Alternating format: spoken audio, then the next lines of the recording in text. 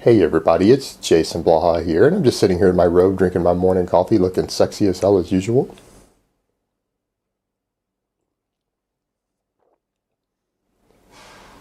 And for those of you who say I don't look sexy as hell when I do these videos in my robe, nobody cares what you think. I didn't ask you shit. I was just pondering something as I was sitting here drinking my coffee, and it may not be as deep or as philosophical as I might think it is when I'm half awake because my brain isn't fully functioning yet.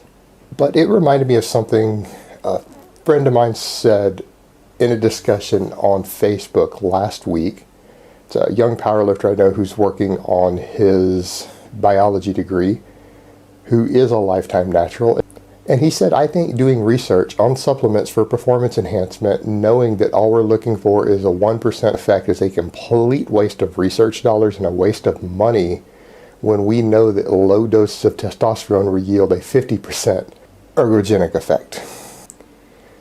And it really does make you think, why are we wasting money, large amounts of money, researching something that is only going to benefit a tiny percentage of people who train and athletes?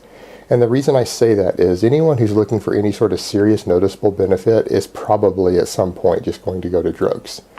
And as he pointed out, a ergogenic effect of 50% from a low dose of testosterone, for a lot of you who aren't aware, what he means is that that's about $20 a month worth. Just about anywhere in the world, unless you have severe restrictions on anything going into your country. And that's pharmaceutical grade. That's not even underground lab black market type stuff.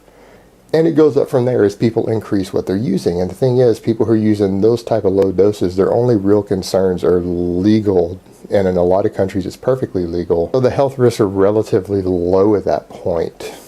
So it's more of a legal risk, but we run into the same issue. Now people are researching this stuff looking for a 1% benefit, if that, at the best. That's a best case scenario, when they can get 50 times that from $20 a month worth of testosterone. But here's the thing, if they ever find anything greater than that, it's just going to be banned in sports for being a performance enhancing substance. And once it's banned in sports, countries like the US, who write all their laws based around that, will then make it a felony for you to possess it. They're going to make it a restricted substance anyway. So again, if they find anything really useful, it's going to be outlawed in countries like the US that crack down on sports performance and performance enhancing drugs. So they know not to look for anything that's too strong because it's just going to be outlawed. So they're trying to find things as supplement companies to sell you.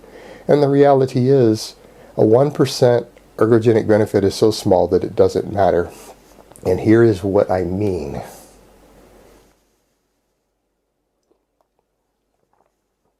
A 1% means you will never notice it. And anyone who's seeing noticeable improvements off a supplement, I can assure you with absolute certainty it is placebo. It is absolutely not physiological, it is psychological. It's in your head that it's giving that much of a benefit.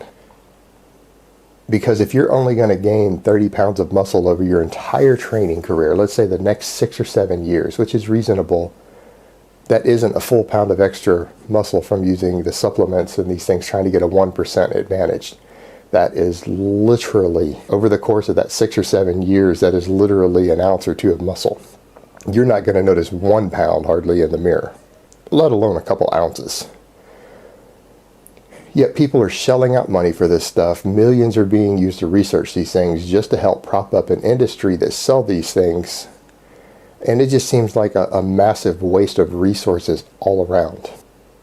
Particularly in light of the fact that we know that drugs blow any supplement ever invented or looked at through these studies completely out of the water. And if they ever do find stuff that actually has a significant enough benefit to be noteworthy, it's just going to be banned in sports and it's going to be outlawed anyway. So you won't be considered to be natural, because people forget that the only defining difference between natural and not natural in today's culture, or breaking a rule or not, is the rules of the sport. By all definitions, taking creatine in doses above what's found in your food could be considered a drug, for example.